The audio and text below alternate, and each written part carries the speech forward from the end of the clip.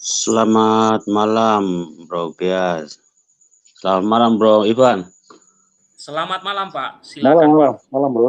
Hadir kembali di sini juga begitu menarik ya. Saya belum tidur juga ini kebetulan asik menonton. DGA sudah membuka ini mungkin sudah 2 kali ya. Ada satu hal yang mungkin apa ya sampai hari ini banyak orang belum apa ya atau sengaja tidak tahu atau bagaimana begitu. eh, bahwa Tuhan itu kan sudah hadir secara nyata begitu dan ada 12 Tuhan yang saya maksudkan adalah Yesus Kristus ya,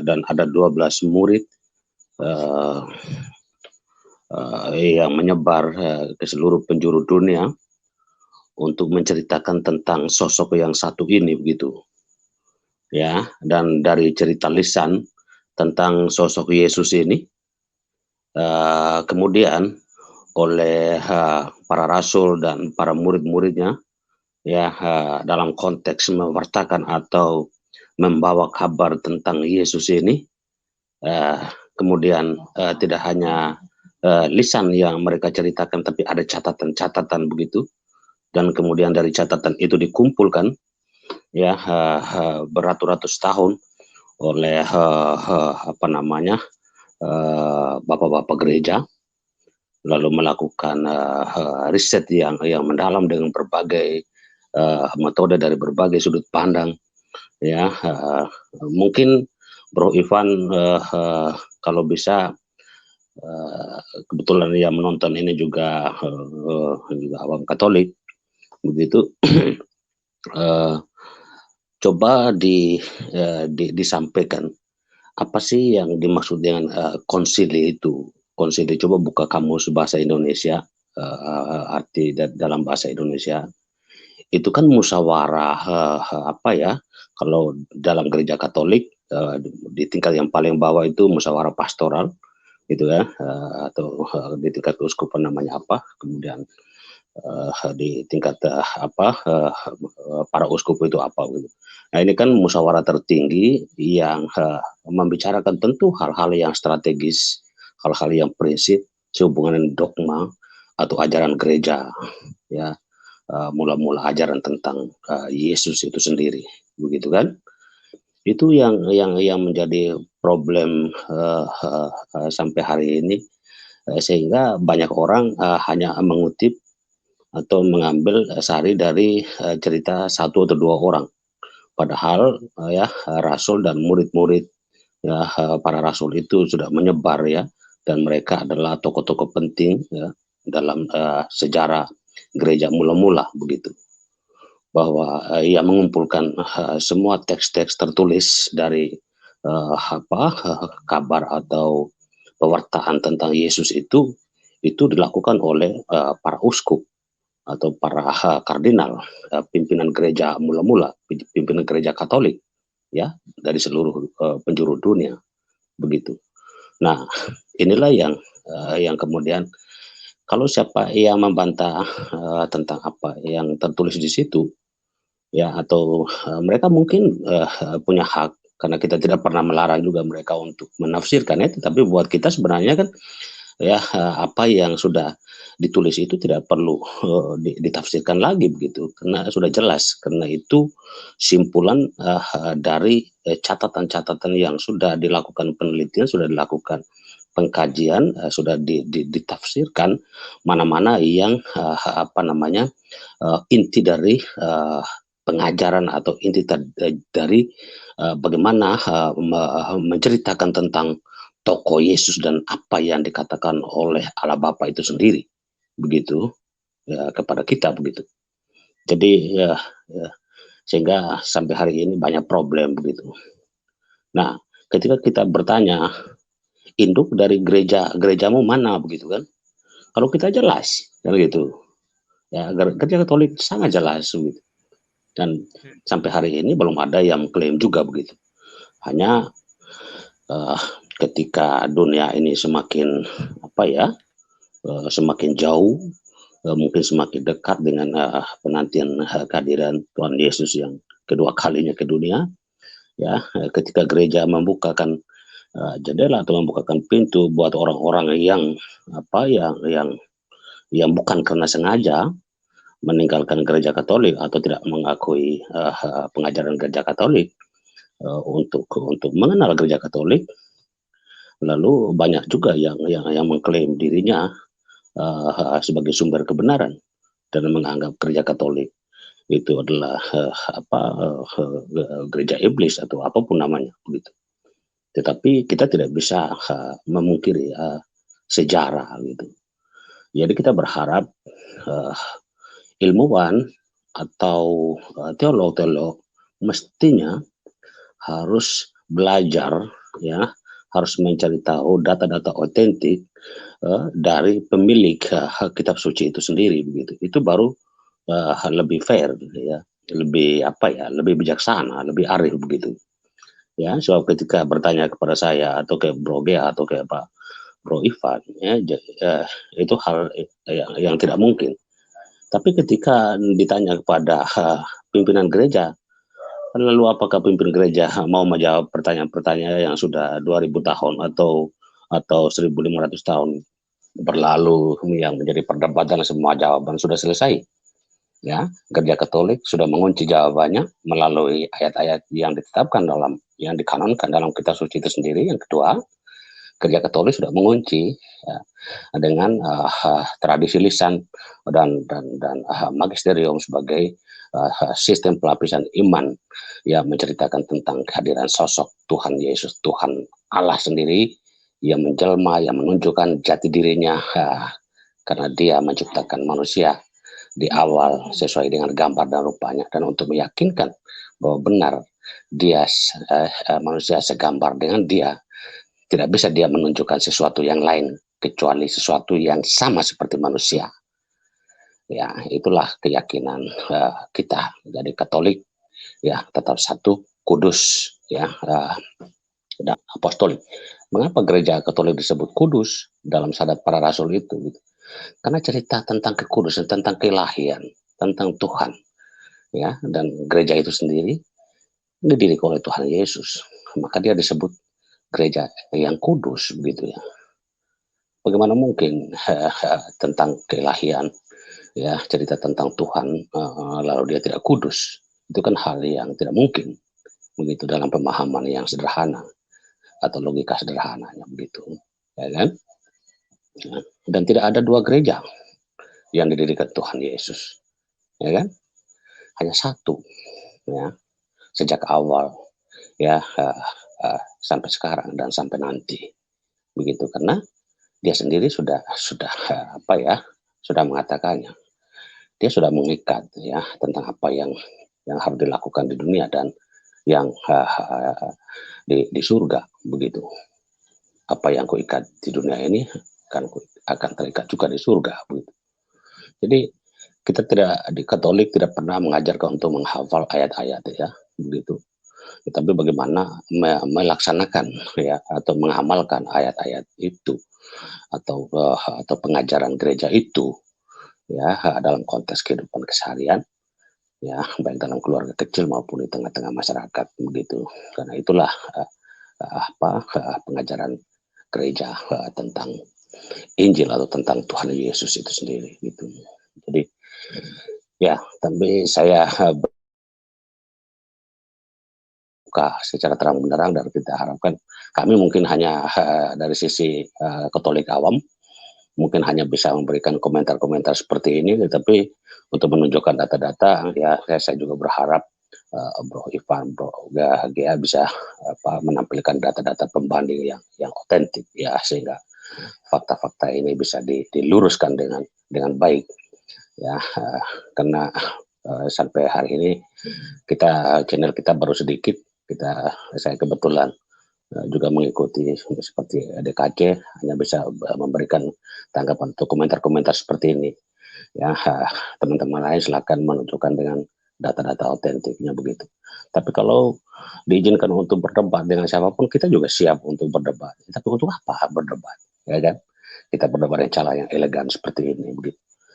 Ya, memang menyakitkan ketika membuka fakta sejarah, karena sejarah Ketika kita sudah tidak percaya lagi sama sejarah, lalu apa yang kita bisa percayai, gitu, ya kan? Ya, karena manusia pun ya apa ya, secara nyata kita hidup dari masa lalu. Masa lalu yang dimaksudkan kita hidup dari moyang kita, dari orang tua kita sampai hari ini, ya sampai kita sekarang dan nanti anak-anak kita demikian adanya begitu ya. Maka setiap peristiwa dalam perjalanan hidup manusia itu merupakan rangkaian cerita sejarah perjalanan hidup manusia ya, yang semula, yang sekarang dan yang akan datang.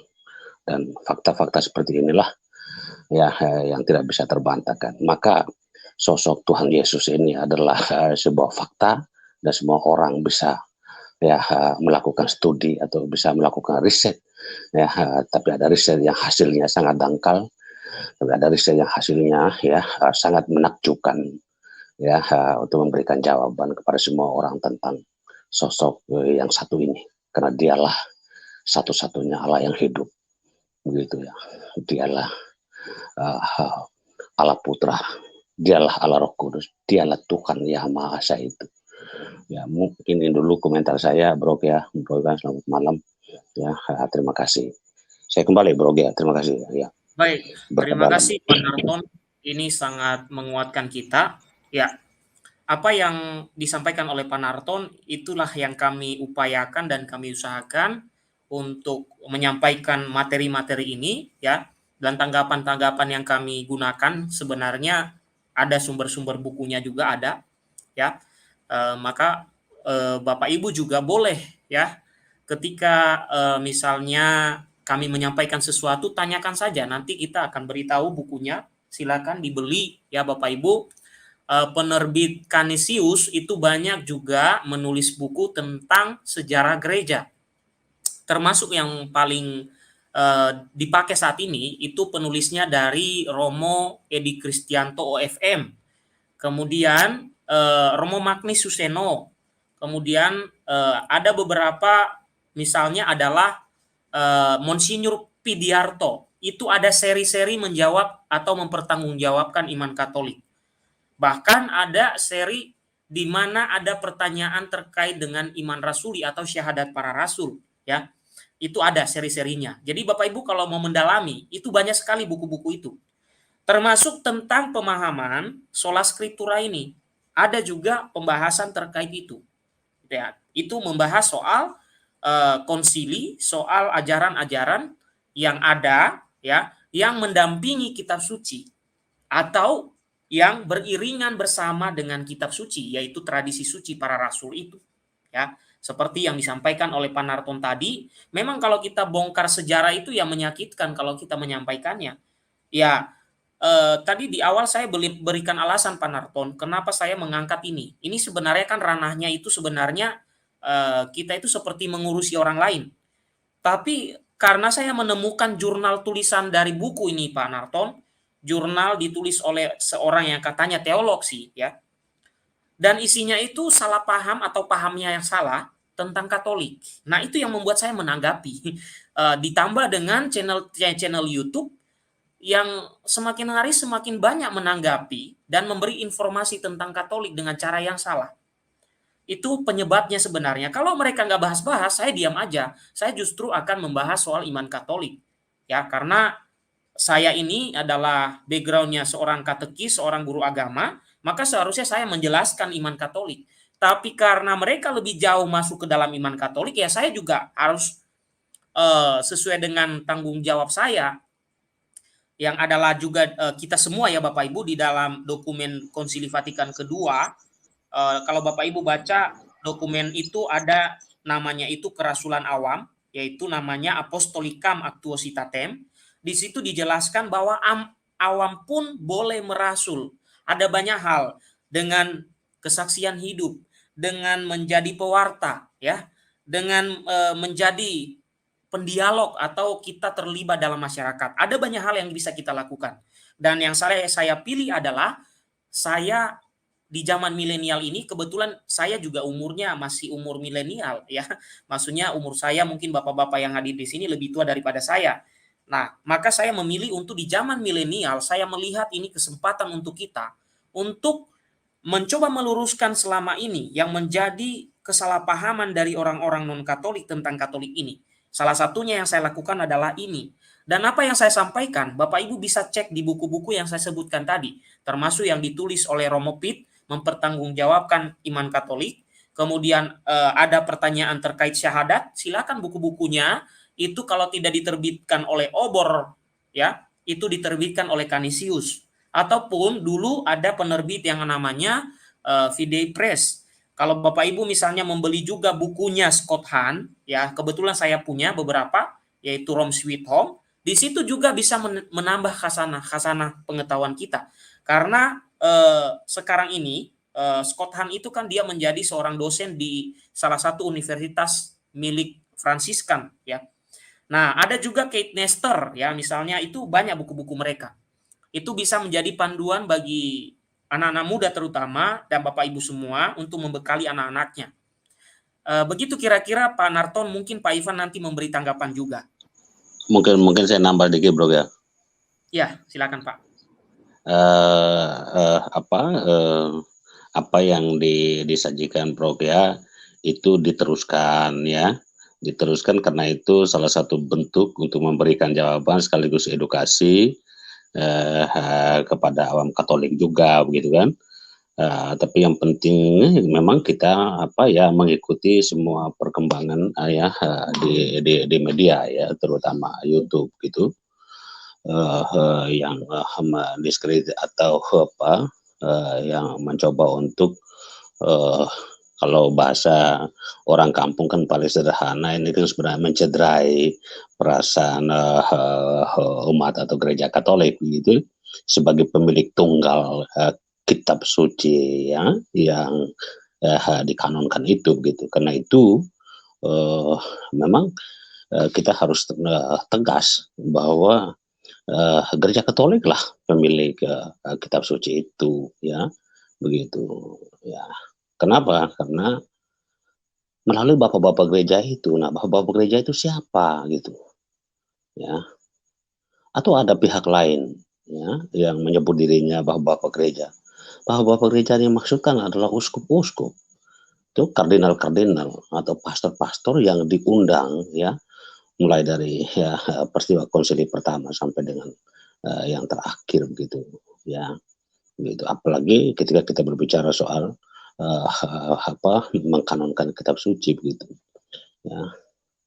Nah, di luar dari kita kan banyak juga yang belum paham dengan pengajaran Katolik gitu, Bro ya. Karena kenapa misalnya orang mungkin memahami konsili itu hanya sebatas ya misalnya dalam channel itu seperti mengangkat Yesus dan sebagainya. Itu hal yang keliru, yang salah gitu kan. Gitu. Padahal konsili itu kan ya sebuah rangkaian musyawarah tertinggi dalam gereja Katolik untuk membicarakan hal-hal substansi tentang bagaimana pengajaran gereja Katolik, bagaimana ya dogma ya atau doktrin gereja yang harus diajarkan ya tentang Yesus itu gitu. Karena pengajarannya tidak boleh salah begitu ya kan. Nah, karena apa? Mereka adalah saksi hidup, mereka adalah pewaris saksi hidup begitu. Nah, ketika ada yang salah di luar sana begitu, maka pimpinan gereja harus melakukan tindakan. Nah, salah satu tindakan adalah musyawarah, ya kan, menggelar pertemuan dengan menghadirkan para jadi kita memang harus tegas ya. Dan saya harapkan ya dengan hadirnya channel Degias ya dan teman-teman ya juga memberikan jawaban ya, yang tegas, dan mungkin sebagai awam Katolik ya teman-teman yang lebih banyak belajar tentang teologi Katolik ya dengan sumber-sumber yang ada, kita tidak perlu merasa takut atau merasa enggan untuk menyatakan kebenaran yang sesungguhnya dengan tegas begitu. Bahwa pertama bukan kamu ya yang menuliskan kitab suci itu atau yang mengkanonkan kitab suci itu. Kalau saya mau bilang dua ya, bukan hanya sekedar mengkanonkan, yang menuliskan itu adalah ya apa namanya, bahwa gereja juga begitu kan. Mereka adalah apa, pengajar dari gereja gitu ya, para rasul, para murid para rasul begitu kan ya. Nah, mereka adalah orang-orang yang menjadi saksi hidup dari ya perjalanan Yesus sendiri, dari Injil itu sendiri. Jadi tidak perlu kita lalu kita juga sebenarnya banyak sekali ya pertanyaannya begitu. Ya, misalnya pertanyaan pada pihak yang melakukan apa protes atau ingin melakukan pembaharuan terhadap gereja, apa yang mau diperbaharui gitu ya, apa yang mau diprotes ya begitu kan. Nah kan sampai hari ini kita juga belum belum terlalu menangkap benar apakah protes tentang hierarki gereja atau protes tentang dogma gereja yang mana kan ya menjadi kabur begitu ya kan. Artinya dari sisi pemahaman saya sebagai awam Katolik gitu kan. Ya, ya tapi pengajaran gereja Katolik jelas gitu. Ya, kita hari ini ya harus menyatakan dengan tegas sekali lagi, kita harus tegas bahwa pendidik ya kitab suci itu adalah gereja Katolik. Ya, yang menuliskan dan yang mengkanonkan kitab suci itu adalah para pemimpin gereja Katolik. Ya, mula-mula begitu. Mereka adalah saksi hidup. Ya, saksi hidup siapa? Saksi hidup Tuhan Yesus Kristus, Tuhan yang menonjol menjadi manusia, ya, yang menyatakan dirinya, ya, supaya membenarkan apa yang Dia katakan sejak awal, ya, diciptakan sesuai gambar dan rupanya, begitu. Jadi kalau hari ini orang tidak mau mengakui tentang pengajaran itu, ya, mereka sesungguhnya tidak sadar bahwa kata-kata ayat-ayat yang ada dalam kitab suci itu adalah pengajaran dari bapak-bapak gereja, para uskup, ya, para kardinal dari gereja Katolik tentang sosok Tuhan Yesus Kristus. Dan ketika mereka mengabaikan itu, ya itu hak mereka dan mestinya ya mereka tidak perlu menggunakannya, gitu kan? Untuk apa? Gitu. Ya, karena kalau mau bertanya semua ya pendahulu-pendahulu itu sudah tidak ada. Ya, kalau apa yang dikatakan oleh bapak-bapak uskup sekarang atau para pastor sekarang ya sebagai orang yang diberi wewenang dalam konteks gereja Katolik, pengajaran gereja Katolik ya dianggap salah semua begitu. Ya, mestinya tidak perlu pakai karena kita sudah tidak bisa bertanya langsung kepada bapak-bapak gereja yang mengkanonkan atau menuliskan itu gitu. Ya kan? Kan jadi susah kita gitu. Akhirnya menjadi debat-debat kusir yang tidak berguna begitu. Padahal kita mencari kebenaran sejati, ya, kebenaran tentang ya Tuhan itu sendiri. Karena satu hal kita tidak bisa menyangka bahwa Tuhan itu nyata dalam hidup kita. Mungkin itu dulu, Bro. Terima kasih banyak.